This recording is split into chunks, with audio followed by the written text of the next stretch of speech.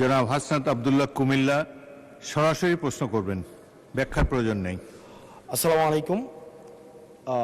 যেহেতু শিক্ষা নিয়ে কথা হচ্ছে, আমাদের বর্তমানে মাননীয় স্পিকার, আমরা যদি বর্তমান শিক্ষা ব্যবস্থা দেখি, আমাদের এন্ট্রান্স ইনস্টিটিউশনগুলোতে বিশেষ করে প্রাথমিক শিক্ষায় আমরা দেখছি যে ভর্তি প্রক্রিয়াতে আমাদের এখন দুইটা পদ্ধতি প্রচলিত ছিল। এডমিশন বাই মেরিট আগে প্রচলিত ছিল, এখন সেটা কনভার্ট হয়েছে এডমিশন বাই লটারির মাধ্যমে এখানে বাচ্চাদেরকে ভর্তি করা হয়।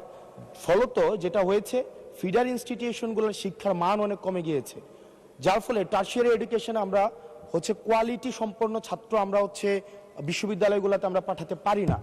এখন মাননীয় মন্ত্রী মহোদয়ের কাছে আমার প্রশ্ন থাকবে, এই যে প্রাইমারি স্কুলে বাচ্চাদেরকে ভর্তি করানোর ক্ষেত্রে আমরা কি ভর্তি প্রক্রিয়াটা আমরা পরিবর্তন করব কিনা, নাকি এই যে এডমিশন বাই লটারির মাধ্যমে আমরা নিব এবং মেরিটকে আমরা সবসময় দমায় রাখবো, নাম্বার ওয়ান। আর নাম্বার টু আমাদের বর্তমান শিক্ষা পদ্ধতিতে আমরা যদি দেখি, আমরা যারা পয়সা দিয়ে কিনতে পারে তারা এখন ইংরেজি মাধ্যমটা কিনছে, যারা পয়সা দিয়ে ইংরেজি মাধ্যম কিনতে পারে না তারাই কেবল আপনি যেই শিক্ষা পদ্ধতি আমাদের জন্য জনজীবনের জন্য আপনি চালু করেছেন সেটা আমরা কিনছি, আর যারা সেটাও কিনতে পারে না তারা মাদ্রাসা শিক্ষা পদ্ধতি কিনছে।